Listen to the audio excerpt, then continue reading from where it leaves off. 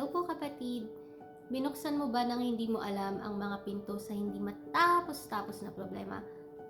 Gusto ko pong sabihin sa inyo kung ano yon para po maisara nyo at itong linggo, bukas, matapos na lahat ng problema na yan na pinagdadasal mo or gusto mong makakita ng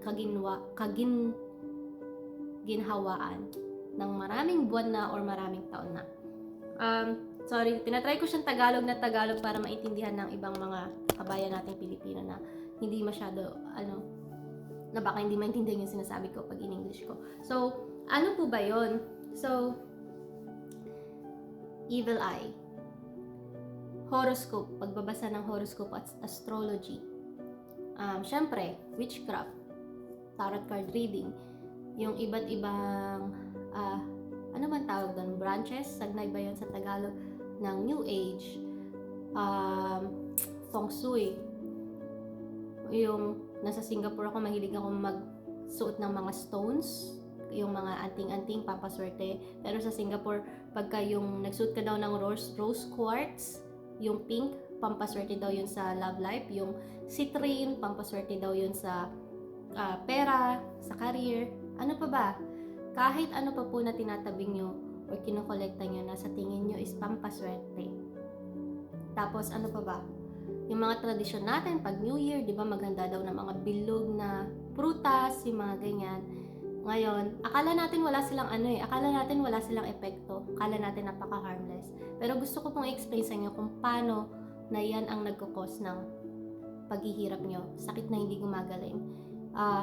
Financial problems, problema sa pamilya na hindi mawala-wala. Kasi po, ganito po yun. Genesis 1:26. Nung ginawa po tayo ng Diyos, sabi po niya, gumawa tayo ng tao na gawa sa ating imahe. Sa una-una, at tayo po mga tao, gawa po tayo sa imahe ng Diyos. Let us create man in our image. And let's give him dominion and authority over all animals, all creation. So, nung ginawa po niya tayo, binigay niya rin po ng Diyos lahat po ng otoridad at saka dominion sa atin. So, kumbaga sa basketball, kung si Lord ang may hawak ng authority, nung ginawa niya tayo, pinasa niya sa atin yung bola. Ngayon po, ang Diyos is napaka-faithful sa salita niya. Hindi niya na po binawi yun. Isa po yan dahilan kung bakit si Jesus kinailangan niya pong magkatawang tao para tapusin yung misyon na pagligtas sa atin. At syempre, para magkaroon ng otoridad na ipakilala ang Ama, ipakilala yung kaharian ng Diyos, at saka syempre, para tulungan tayo. So, kasi po ang otoridad po ngayon nasa tao. Ngayon, yung ginawa po tayo ng Diyos sa Genesis 1:26. Ano po yun? Tawag dun? Wala pang kasalanan. So, pre-fall. Ano ba itsura ng mundo ng pre-fall? Yung pre-fall, ang Diyos daw ay nadadalaw pa si Adam and Eve. So, ibig sabihin, yung pre-fall word pala, mix yun ng spiritual na mundo at saka ng mundo natin ngayon. So, nung binigyan tayo ng otoridad ng Diyos, kasama dun yung otoridad ng spiritual. So, sistema po yun na ginawa ng Diyos. Yun po yung prinsipyo na ginawa niya. So, ang prinsipyo po, ang sabi po is, hindi legal na makakagawa ng kahit ano pa or makakagalaw ang mga spiritual being unless makipag-partner sila sa tao. Unless na tayo mga tao mag-say, yes, binibigyan kita ng permission na gumalaw sa buhay ko, na gumalaw sa buhay, sa kahit anumang nangyayari sa buhay ko. Ganyan. So, ayun po ang nangyari. So, kaya po, pag nag-engage po tayo sa mga horoscope, sa mga New Age, kahit pagbabasa ng horoscope, kala natin harmless, anything that is a form of witchcraft. Maliban po doon, sabi din po sa Bible, 10 utos ng Diyos maganda pong tignan. Any kasalanan, yung pag hindi natin na-meet yung kung may kasalanan tayo, sabihin natin tumalikod ka doon, pero sabihin natin nag-cheat ka sa wife mo or nagnanakaw, gaganyan. Hanggat nag-i-engage ka po sa any form of witchcraft or disobedience or rebellion sa Diyos, nakikipag-ugnayan ka sa spirito ng kasamaan na gumalaw sa buhay mo. Ano ba po ba ang gustong gawin ng kasamaan? John 10:10, Juan 10:10. Ang sabi po sa Biblia, the thief came to kill, steal, and destroy. At tapos ang sabi ni Jesus, but I came to give you life and life in abundance. So, ang sinasabi po dyan, yung thief po, yung magnanakaw, yun po yung spirito ng kasamaan. So, the moment na bigyan mo sila ng access sa buhay mo, binibigyan mo po sila ng access na magnakaw sa inyo, manira ng buhay mo, at kahit yung mga mahal mo sa buhay, at pumatay. Hindi po siya merciful. Kasi ang sabi po, araw-araw po naghahanap ang demonyo ng mabibiktima. Diba? So, yun po yung hinahayaan yung mangyari. Pag inalaw nyo po ito. Okay, sabihin mo, gusto kong guminhawa yung buhay ko eh. Akala ko pag naghanda ako ng mga pampaswerte, nagsuot ako ng anting-anting, pag nalaman ko yung mangyari sa akin bukas, baka yun yung kailangan ko. Okay. Alam nyo, napakabait ng Diyos. Naalala niyo po ba yung verse na sabi ni Jesus na, cast your yoke upon me, for my burden is light. Come to me, all of you who are weary and heavy laden, and I will give you rest. Sabi ni Jesus, lumapit kayo sa akin, kayong mga pagod, mga namumblema, at bibigyan ko kayo ng pahinga. At paglapit mo sa Kanya, ito ang dapat mong gawin. Matthew 7:7, Matthew 7:7. Ask, and you will receive. Seek, and you will find. Knock, and the door will be open. Ang sabi po ng Diyos, pag may kailangan ka, hindi mo kailangan magsuot ng anting-anting, hindi mo kailangan gumamit ng evil eye, hindi mo kailangan gumastos or gumawa ng mga ritualistic or mag-ritual ng kung ano-ano para makamit mo yung kaginawa na gusto mo. Kailangan mo lang magtanong. Kailan ka po huling nagdasal? Magtanong. At sabi ni Jesus, keep asking and you will receive. Kahit magdasal ka ng maraming beses, ibibigay po yan sa'yo ng Diyos. Ngayon, ano pa ba? So, bakit si Jesus? So, sabi po ni Jesus, I am the way, the truth, and the life. No one comes to the Father but by Him. Ang ibig sabihin po nun, sinasabi po ni Jesus na siya lang ang tanging daan, siya ang katotohanan. So, wala pong katotohanan sa mga witchcraft, sa mga horoscope. Kahit po totoo po yun, sabi ng Biblia, pinofrustrate ni God, parang binablock niya yung power ng mga yon. Kahit na maganda pa yung fortune telling na binigay sa'yo, ipoprostrate riyan ni God. Okay? Kaya po si Jesus lang ang katotohanan. Siya po ang source ng buhay, siya ang buhay. At siya lang po ang tanging daan. Hindi po tayo makaka-access sa Ama at hindi po natin ma-access yung magagandang bagay na gusto ibigay sa atin ng Ama hanggat hindi po tayo lumalapit kay Jesus. Ang sabi po sa Biblia, all good things come from the Father, the Father of light, whom there is no shadow. Lahat po ng magagandang bagay dito sa buhay, lahat, hindi lang ilan, lahat po ng magagandang bagay dito sa mundo na pwede nating makamit ay nanggagaling walang iba kundi sa Ama. Hindi po siya nanggagaling sa anting-anting na nagpaswerte sa inyo, hindi po siya nanggagaling sa rebulto na sinasamba natin, hindi po siya nanggaling sa sinabi ng fortune teller na mangyayari sa atin bukas na maganda. Hindi po yun nanggaling sa binili natin, sa ginastusan nating pampaswerte or sa ininvestan natin ng oras para mag-ritual. Hindi po yun nanggaling sa pagtalon natin ng New Year. Hindi po yun nanggaling sa lucky year or lucky color. Nanggaling po yun sa Ama. At ang kailangan lang pong gawin is mag-ask. Ibigay nyo po kay Lord yung worries nyo. Okay? At napaka-faithful ni God. Ang sabi po sa Biblia, I think nasa Isaiah siya, na hindi mo ba alam na napakalapit ng pagligtas ko sa'yo? Literally, eto ako, eto ka, kaya lang, may nakaharang. Yung nakaharang po yun, nakaharang po yung mga kasalanan at yung access na binigay natin sa espiritu ng kasamaan na gumalaw sa buhay natin. So, kailangan nyo pong i-cleanse yan. Kailangan nyo pong isara yung pinto. Ano ba itsura ng pagsara ng pinto?